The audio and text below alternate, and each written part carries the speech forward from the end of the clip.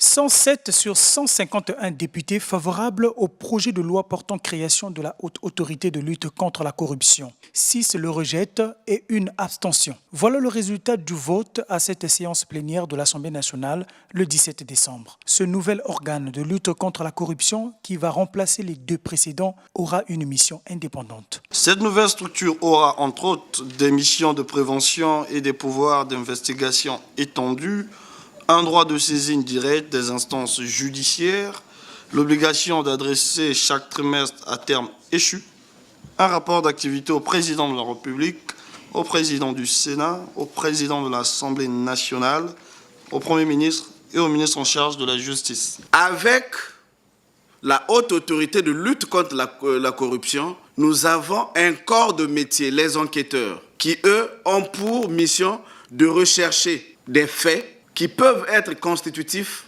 d'infractions.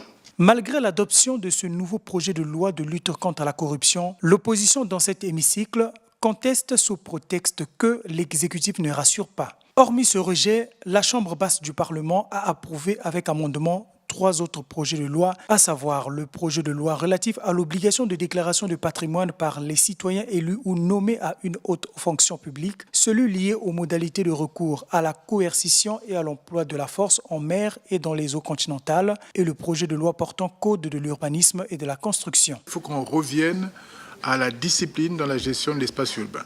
Les espaces qui ne sont pas constructibles, il ne faut plus permettre aux populations d'y aller. Sinon, on les expose. Pour faire tout ça, il faut des normes, il faut des règles. C'est ça qu'on est en train de mettre en place.